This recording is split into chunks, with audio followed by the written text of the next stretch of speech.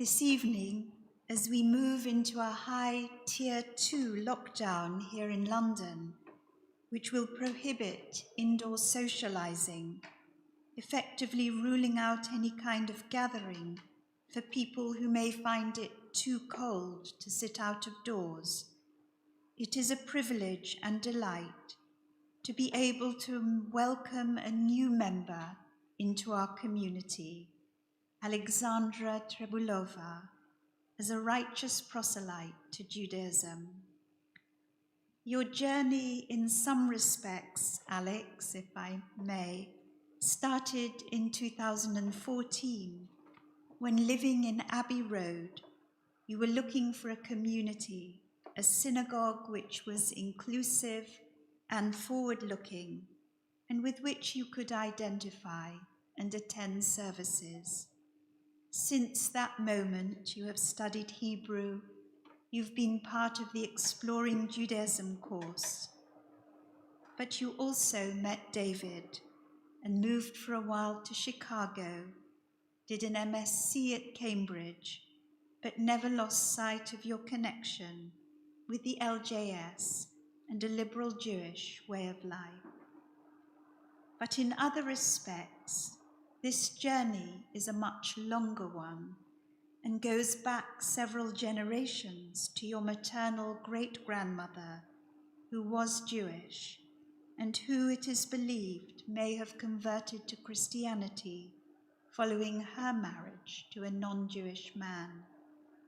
She and her husband lived in Sis, I hope I've pronounced it correctly, in the southern part of today's Slovakia. I am sure I am not alone in wondering at the enduring presence of the Jewish people. How is it that we refuse to fade into history alongside Egyptian dynasties, Greek city-states, or Roman emperors? How have we survived without territory, sovereignty, power, armies, or kings? Pace, of course, the state of Israel in today's world.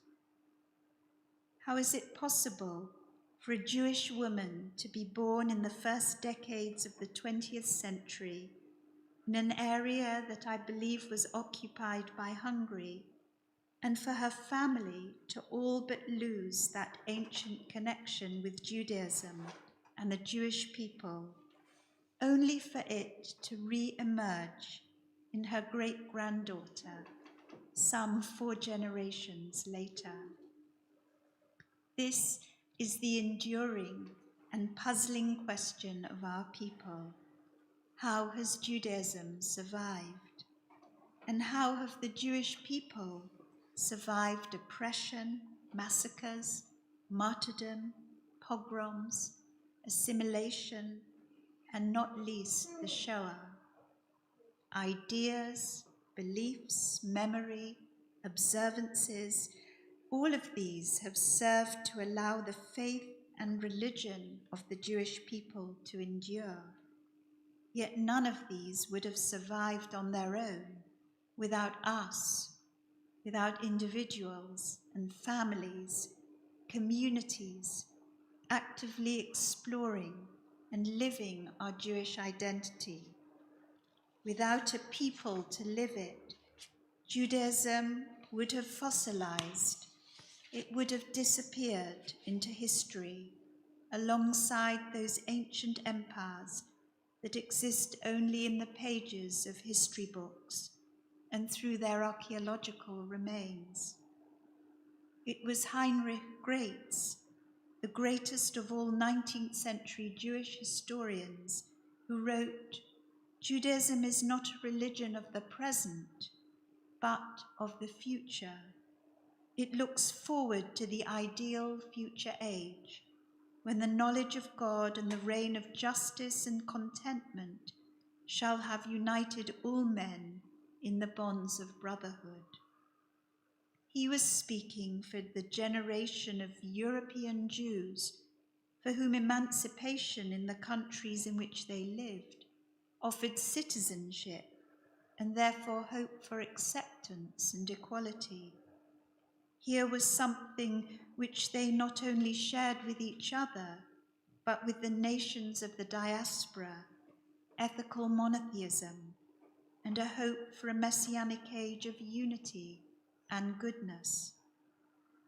We saw those hopes shattered in the last century, the rise of fascism and anti-Semitism, which resulted in the Holocaust, diminished our belief in progressivism, in the idea that we can change the world for the better, unify the world in justice and truth. But I don't want to end on a negative note in the least, for we have seen Jewish life on so many levels flourish and become a dynamic force for good. It would be crass of me to generalize without evidence, yet I think I can say that in my 36 years as a rabbi, you are not the first person, Alex, nor I imagine the last, to pick up what might have been a broken thread and to breathe life back into dry bones. When you told me that you had chosen the Hebrew name Chava, I think I said that it was a providential choice because it is in this week's parasha that Chava, Eve in English, is mentioned in Genesis chapter 3, verse 20, when the man names his wife, and again at the beginning of chapter 4, when the man becomes intimate with his wife Eve, and she becomes pregnant with Cain. Those are the only two references to Eve, Chava, in the Hebrew Bible. She is so named, says the Torah, because she will become Aim Kol Chai, a pun on the root of her name, mother of all the living, Chai. Although Eve bears the sins of the world on her slender shoulders in both subsequent Jewish and Christian literature, I see her, and her name indicates this, rather as a source of vitality, life, of companionship, as she becomes a partner to the earth creature created before her. She is a symbol of courage and adventure. She desires not to be transgressive as she succumbs to the temptation of the serpent, but wants only to deepen her understanding, lahaskil, as the Torah says, to gain insight. She is adaptable, clever. She is the source of creativity and life.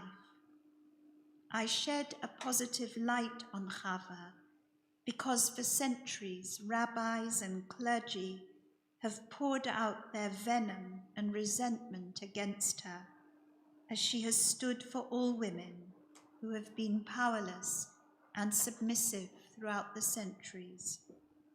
But in you, Alexandra, I see a new Chava, a new Eve, who possesses all those qualities I have named: strength, courage, intelligence, curiosity, eloquence, and pride.